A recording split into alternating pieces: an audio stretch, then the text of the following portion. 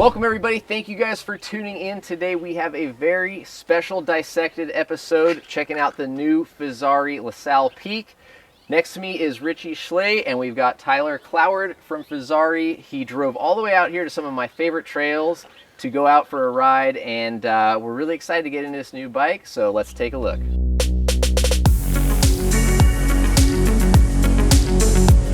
So Tyler, obviously a lot of new stuff with this bike. Give us the rundown, man. What's new with this thing? Yeah, so this is the new La Sal Peak 2.0. It's a complete redesign.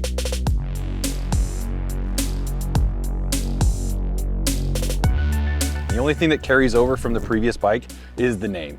It's a complete suspension redesign, geometry, a whole new frame shape, and really some of the key takeaways is we wanted to extend the travel. So it's a 170 millimeter travel bike now.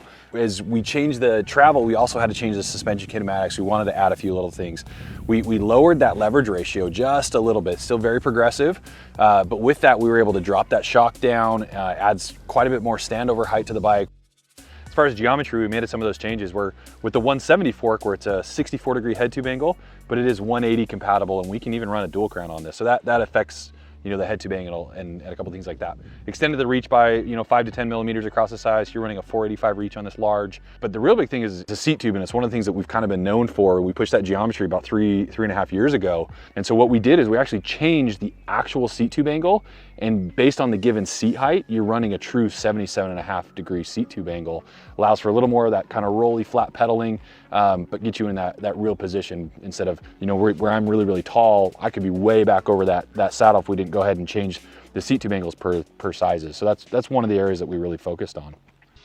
You know, we really wanted a bike that not only is going to be ridden on EWS course. In fact, we did a bunch of the testing in EWS course in Italy last year, but really can still be that big all-mountain trail bike that you can go pedal. So a big jump and improvement over the previous bike, and one we're really proud of. So along with being Fezzari's prettiest rider, what was your role, Richie? Like what did you notice when you started getting on the new bike? The refinements, evolutions along the way. What were things you were looking for improvement-wise? Well, first of all, they didn't have a longer travel bike, and so for me that was super important because of the type of riding I like to do and the terrain I like to ride, and being a vertically challenged individual, the big issue was the standover is so much better. So I have tons of clearance. It's very comfortable. The longer top tube, all that, it's a very comfortable bike to ride. And with this much travel, how efficiently it climbs. When you're climbing, you don't feel like you're on a long travel bike like that. So it's turned out to be really a great, comfortable fit for me. So I'm totally digging it. And so, kind of getting into fit, I guess, personal preference, riding terrain. Tyler and I are both riding 29er equipped bikes, front and rear. You're on a mullet version. Is there a reason you chose that?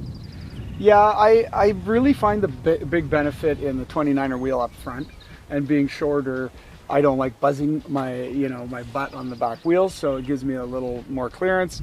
I put a 180 fork on mine, so I get a little more bottom bracket clearance because of the dropping it from the the rear wheel. And I think it keeps it a little more nimble, and I like to, throw my bike around and try to jump and get a little saucy with it. So okay, all right. It's made it a little more nimble and more my style. Okay. Can you tell us a little bit about how many models are available, price points of the new bike? Yeah, so kind of with everything we do with Fezzari, we're gonna have, up to 5 builds on this, but with a bunch of different suspension options. We'll have our comp model that we're really known for. It's gonna be under $4,000. We'll have RockShox suspension options, we'll have Fox suspension options, and new, we're actually gonna have an EXT option, which you're riding, EXT suspension, something that we're custom tuning. It's a custom shock for the bike as well. So a lot of different ride levels, but that also goes into the Fezzari experience. We'll customize the bike for you. We hit set packages and we call it our full bike analytics, right? Where it's everything from, brakes to tires to wheels, speccing everything together, from price points to, stuff that's, attainable under $4,000 for a full carbon enduro bike that's really ready to ride. Or it's let's build your dream bike, get everything you want on it. Yeah, I think getting a bike under $4,000 is really impressive, and we definitely see a lot of people out there are always looking for more budget-friendly bikes. So, you know, being able to get into a carbon dual suspension bike that can handle some burly trails is pretty cool. Yeah, that was one of the priorities we had, you know, and you're getting, it's not just a budget bike too, it's really high end. It's that full carbon frame that's getting that full lifetime warranty on it, top shelf DVO suspension, quality brakes, quality drivetrain, good wheels, all the way around. And then you add that with, you know, the Fezzari Experience, where we're going to custom build the bike to you. You get the quality with a lifetime warranty, and then just the cherry on the top of the rider direct pricing. Yeah. Yeah, and it's always been fun going to your guys' website and kind of picking and choosing the build and, you know, what fork and shock we want. Yeah, and it's more than that too. So like the dropper post, for instance, like we'll customize that dropper post length depending on your inseam height. That's why we ask for those measurements. You know, even beyond that too, it's, you know, we'll take those recommendations based off your measurements. But if something that you want to, you know, it's like, hey, I want to pick my size, I want this is exactly how I want my bike set up, let us know. We'll build it exactly how you want it. What are just things that you guys have learned and wanted to carry over and improve on this bike? Yeah, dropper insertion. We want really, really long dropper insertion. You know, so some of those even new, longer, over 200 millimeter droppers, we've got all of that insertion on the bike that you can get a lot of that in.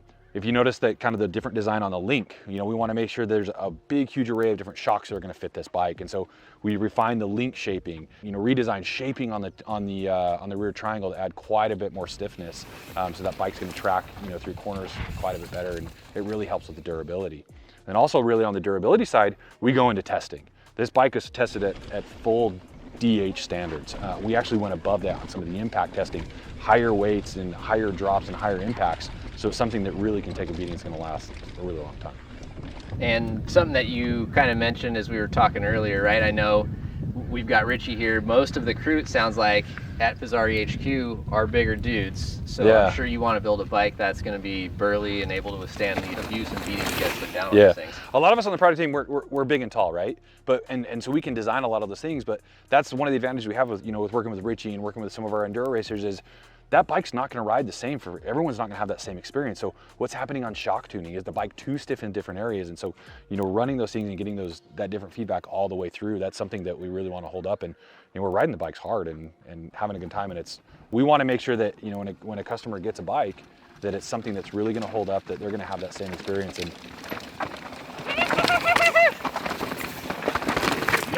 talking briefly again on the suspension, leverage rate, curves, I mean, where would you rate it in terms of progressivity, suppleness, and sensitivity off the top? Like, where does that kind of fall? So it's definitely progressive. It runs like a 23% change, where before we were previously like 27% change, which worked really, really well. Like it gives that infinite feel.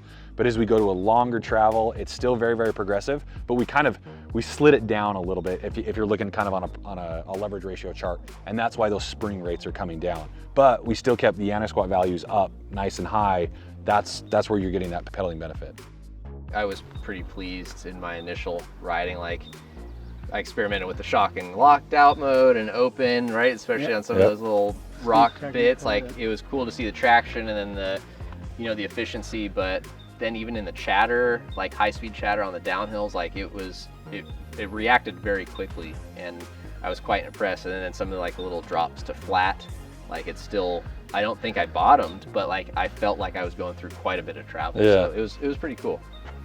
I mean, just like we did today, like I was just grinning ear to ear the whole way on the descent, you know, that's really what we're going for and why we're doing it anyways.